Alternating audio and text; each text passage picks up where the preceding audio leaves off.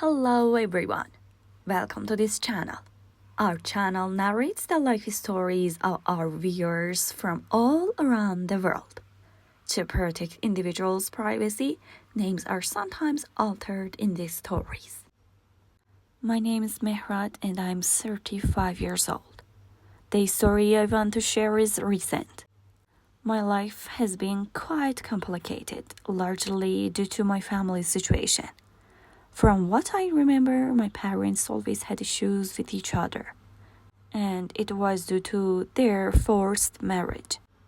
At first, they didn't show me their conflicts much, but I could sense how troubled they were, which had a negative impact on me. Most of the time, I was absorbed in my own world, and sometimes I really worried that I might lose them and be left alone. All the arguing and fighting eventually made me a reclusive and depressed person who struggled to connect with others. My older brother, Mehdi, was similar and we only occasionally spent time together. We were going through a tough time and no one seemed to care about us. Years passed and I grew up. By the time I was a teenager, the emotions I had repressed during my childhood began to surface. I became quite aggressive, and as I got older, this behavior became more pronounced. I went from being a reclusive child to a young man who attended many parties and drank alcohol. By the age of 19, after finishing school, my friend Milad and I decided to study for a couple of months to get into a good university. He was like a brother to me. Despite being far behind in my studies, I had no choice but to focus on them, despite the ongoing arguments and poor conditions at home. During that time, things at home were very chaotic, with my parents arguing more than ever and only waiting for opportunity to end everything. My brother Mehdi spent most of his time at his friends' houses to avoid the toxic atmosphere at home. I spent most of my time with Milad. I took various exams and during that period I saw a girl in our neighborhood. From the first moment I saw her, I fell for her deeply and wanted to connect with her. But I was a little afraid she might reject me. And I had a lot of pride that made it hard for me to handle rejection. Eventually, I mustered up the courage, found her through social media and told her how I felt about her, without any preamble. After a few hours of not receiving a response, she finally came online and started chatting. From her words, it was clear she had seen me in the neighborhood as well. The living conditions in our area were somehow better compared to others, and we were somehow visible. In our conversation, she kept saying she needed time to get to know me better and that it was better if we took things slowly. Seeing that she had a point, I decided to proceed more calmly and slowly. I started dating Mahsa and I was very excited. It took about a month for her to officially agree to be my girlfriend. My feelings for her went beyond that short period. I had been watching her for a while and had grown fond of her. I could easily hug and kiss her, although we hadn't been intimate yet. And let me mention that she often asked about my father's income, which I didn't like it. After 2 or 3 months, when my exam results came out, I was happy because I could pursue a good job and field of study. A few days later, I got into a fight with someone outside and called Mehdi for help because they wanted to take me to the police station. He was driving then and suddenly the call was disconnected. I called him several times but he didn't answer. I was worried until my phone rang. and it was Mehdi's number. When I answered, a strange man told me that Mehdi had been in an accident and was in critical condition. And he also gave me the accident location. But since I was being taken to the police station, I could only inform my father.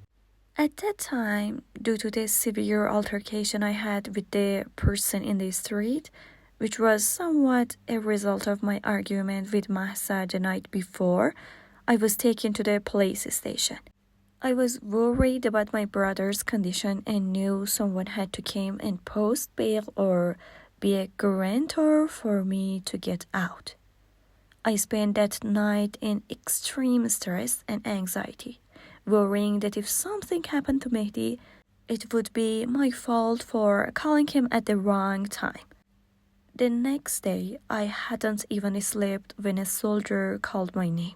They brought me the bail documents and I was released.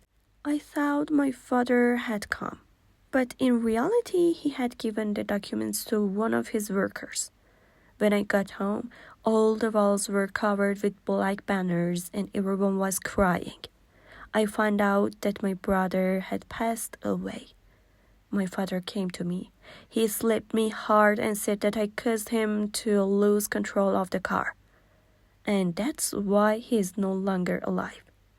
He wanted to fight me, and others had to pull him away. It felt like a bucket of ice-cold water was poured over me. How could this be? None of us were in good condition. Right there, I burst into tears, overwhelmed with grief. How could I believe this? After Mehdi's death, everything fell apart. My father officially kicked me out of his life, blamed me for Mehdi's death, and took away everything he had given me, money, the car, and so on. I was essentially cast out of my family, in a terrible situation where I was constantly thinking about my brother. But now I had to rely on Milad and live with him. I expected Mahsa to be there for me and make me feel better, but she grew distant. Once she knew I had been kicked out of the house, she spoke to me much less, as if I had become a stranger to her. Eventually, one night, she blocked me everywhere and said she could no longer stay in touch with me and that I was no longer a part of her life. I was in shock. Everyone was abandoning me, and it became clear that the girl I loved so much had only been interested in me for my financial status and was now pulling away. After some time, I tried to pull myself together and went to work. I kept myself busy with work all day. My mother kept calling, pleading with me to come back home, saying that she didn't want to lose her second son. But my pride wouldn't let me return to the house that had rejected me. I worked half the day at a large restaurant and the other half at a store. At least I had an income, and the restaurant job paid relatively well, allowing me to save some money. About a year after Mehdi's death, my mother called me and said she had been negotiating with my father about my return home and had eventually divorced him. She had received the house and a car, and she asked me to come live with her. I couldn't believe it. My mother had divorced my father because he had not forgiven me, even though there had been a sense of love between them despite their differences. After much internal struggle, I realized returning to my mother was the best option for me. This way, I wouldn't be a burden on Milad. Although I still stayed in touch with him and we even worked together. Sometimes he felt like Mehdi to me. Now I had a place to live and my mother was no longer alone. So I moved in with my mother. She said she would transfer the house to my name and the car would be mine. But I wanted to work and build my own assets. I had fallen deeply into depression and had turned from the lively and mischievous young man I was a couple of years ago into a depressed person. My life had become all about work and university, and I didn't think about love anymore because I was afraid of being alone again.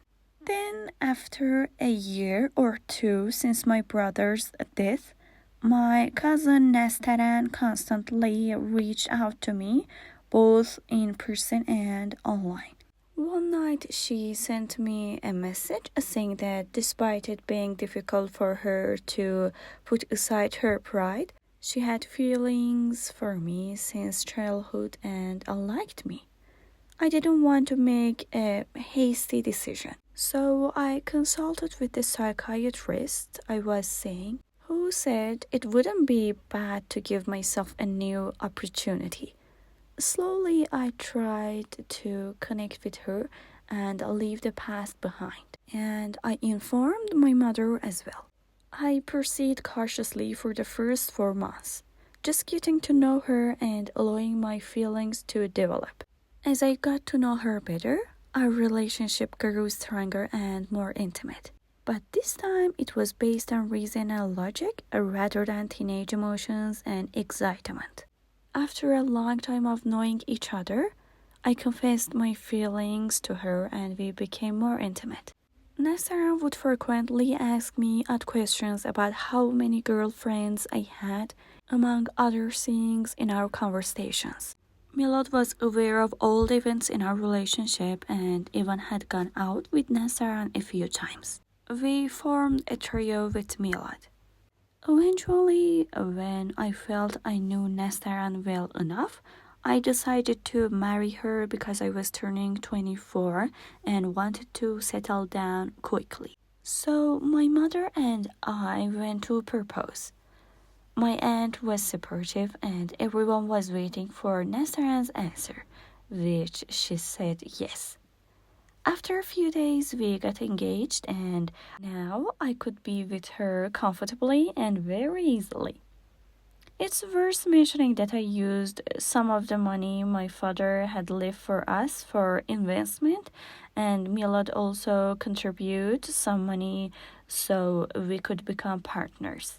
I and Milad started a very successful boutique that became quite popular from the beginning. Now I no longer needed to work at the restaurant. Milad kept saying that this girl wasn't right for me. And when I asked him why, he gave ridiculous reason that I didn't take them seriously. After a while into my engagement with Nasaran, I felt that Mehdi's loneliness was bothering him and that he was a bit envious of my life, though I didn't let it show. During the 6 months we were engaged, whenever Nasaran and I went somewhere, Milad would come along. Then one day Milad came to the boutique and said he wanted to get married.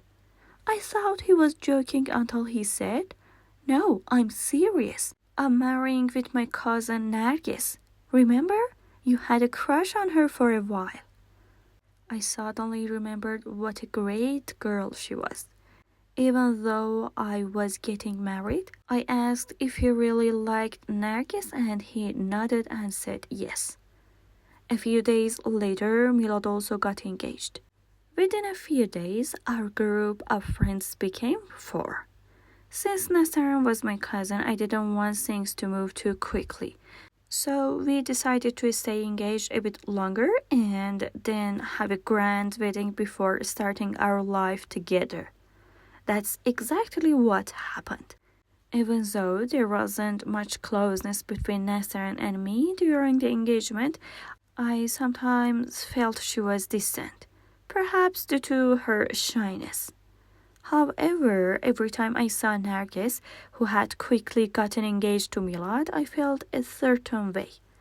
She truly looked like an angel, and I couldn't understand why Milad said his marriage to her wasn't out of love.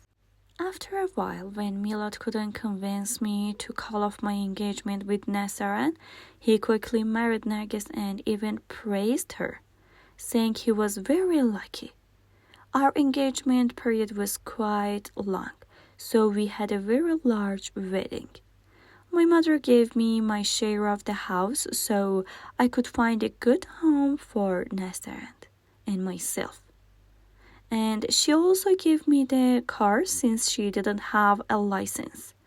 That night after the ceremony, Nestor and I went to our new home.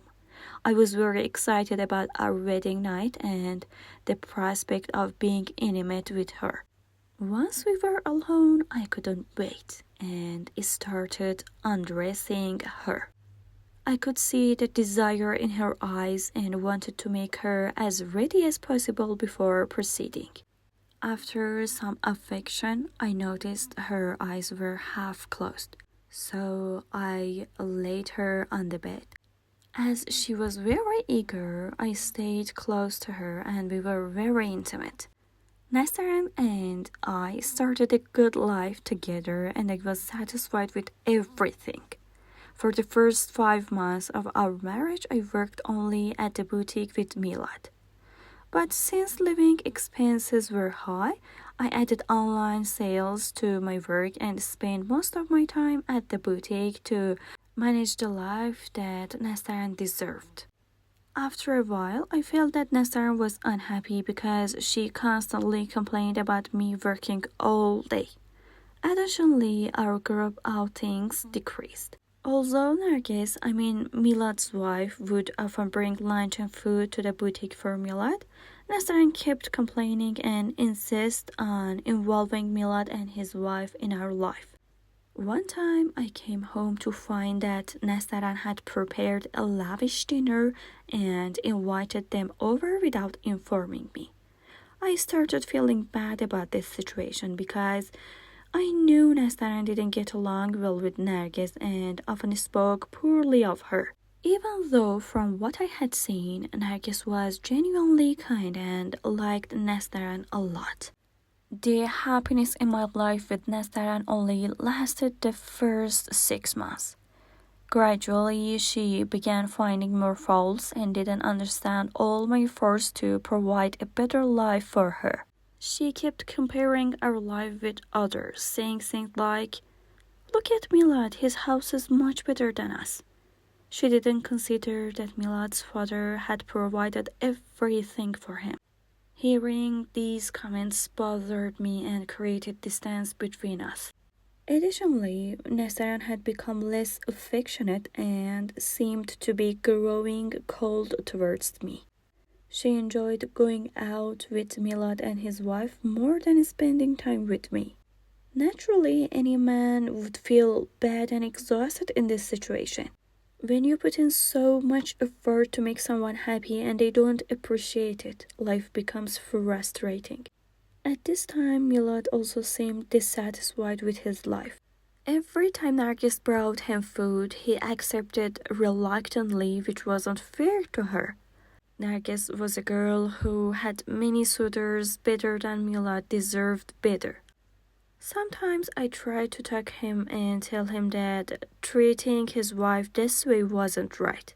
After all, I knew firsthand how hard it is to be ignored by someone you love, and Nestor was doing that. But his response was, "No matter how beautiful or charming she is, she doesn't appeal to me." I thought love would develop over time, but it never did, and I never fell in love with her. Living like this is hard for me. I told him that she had turned down many people for him. In fact, she had even told me so herself. But he just said he had no feelings for her. Once he opened up to me and said that he had feelings for someone else who had since married, so he felt he had to get married too. However, the person was always on his mind. It was the first time he talked about something like this, though he didn't specify who he was talking about, but it was clear he had deeply loved someone. I found his actions hard to justify, especially since he sometimes flirted with other girls online. I felt sorry for poor Nargis. Then one night I suddenly saw that Nargis had sent me a follow request on social media. This was about 2 or 3 years after my marriage, and despite Nestaran's cold behavior, I was trying to love her. I followed her back, but no messages were exchanged between us. Nestaran's birthday was coming up, and I decided to throw a big party for her, inviting Milad and Nargis as well. I wanted to do something to make her forget any difficulties and make our life like it was at the beginning. I reserved a restaurant and coordinated with Milad and Nargis to come there in advance. Everything was set for a grand celebration. When I took Nastaran to the restaurant, Milad and Nargis surprised her with a lot of excitement, and she was genuinely surprised. However, it didn't take long for her to start complaining again. She joked in front of them and saying things like, "You could have booked a bigger restaurant," or "The cream on the cake was terrible. I hope I don't get a stomachache." Nargis looked at her strangely. Despite my efforts to give her a great birthday, she could only find faults and didn't even smile to make me happy. After dinner, she suddenly got up from the table and went to the restroom, then complained that the cake was so bad she ended up throwing up. I was deeply hurt by her words and stepped outside the restaurant for a few minutes. Milad came after me and said, "You know from the start how she is. She's always been like this. Don't take it personally. She's always been pampered and hasn't seen any hardships. That's why she behaves this way." That night we went home and I thought I could improve the situation with Nestaran, but her behavior had left me feeling so bad that I realized it wasn't going to work. I was very depressed, and without even thanking me, she went to the bed. I knew she had many fantasies in her mind, like dining at the most expensive restaurant in town and having an entire cake. But I had done my best within my means, and it went unnoticed. While I was browsing social media, Nargis suddenly messaged me saying, "I'm really sorry about Nasaran's behavior tonight. You truly made every effort, and it shouldn't have ended up like this. Don't be upset and ashamed. Milad and I are not strangers." I slowly opened up to her. I was so upset and needed to vent to someone. And it was about 4 a.m. before she finally stopped listening. I asked, "Why aren't you asleep yet?" And she said Milad wasn't home and was at the boutique for work. But I knew the boutique had no work at that time of night. It wasn't long before she shared her own issues with Milad, and I completely understood her. Nargis and I continued to talk calmly and share our life experiences. Over the next 2 to 3 months, she began to openly discuss her problems with Milad, and I also expressed how I was fed up with Nastaran's behavior. Although I married for love, Nastaran's attitude had driven things to this point. Eventually, I asked Nargis to come out and be my guest, since Milad didn't do that for her. After we had a meal together, we continued to see each other, and as time went by, I developed feelings for her. However, I lacked the courage to say the word divorce to Nastaran, even though our marriage had long been falling apart. After about 5 months of staying in touch, one day when Milad avoided going to the boutique and I suspected he might be going after another girl, Nargis wanted to see me. I went to see her and we drove outside the city so no one would see us. While I was driving, I gently placed my hand on her leg. She resisted a bit and was shy, but I continued, and then I pulled over and we began. Her shyness was still visible in her eyes, but both of us needed it. We hadn't been close with our spouses for a long time. I realized the car wasn't a good place, so I took her to a small garden we had. Her shyness had diminished and we continued. Afterwards, I felt a bit of guilt that night. I had been intimate with my partner's wife, who was also a friend. However, seeing how Milad and Nestan were indifferent to us, I felt my actions weren't entirely wrong. Nargis and I had developed feelings for each other, and after that time, we were together a couple more times, both in the same garden. Nargis was truly a kind and lovable person. I kept thinking about how Mila didn't appreciate her. The next time we planned to be together, Nastaran said she would go to her mother's house for a couple of days. I was used to her sudden departures, so I left the boutique to Milad and went home to invite Nargis. While we were together, I suddenly heard someone coming up the stairs. I thought it must be from the apartment above. Then I saw Milad standing at the door. He had gotten suspicious about my recent actions and followed me and had caught me here. I was stunned and tried to speak, but he said he didn't care about Nargis and threatened me, saying he would make sure I suffered. He hit me a few times. I didn't defend myself. He also hit Nargis and then left. He acted as if I didn't know about his own infidelity with Nargis. After he left, Nargis was very upset and I told her that Milad had cheated on her several times from the beginning.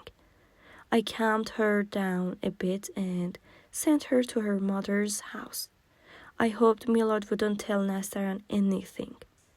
I went to the boutique and found no sign of Milad. I was worried all night, with no news of either Milad or Nastaran. I could barely sleep. I spoke a lot with Nargis, reassured her, and promised to marry her after all this. The next day there was still no news of them. I expected Milad to tell Nastaran everything and ruin my life, but it seemed they had disappeared. That night, Milad called me and said that he had taken my wife and that the disgrace would remain with me forever. I was furious and could hardly breathe. I hung up. Some time passed since then.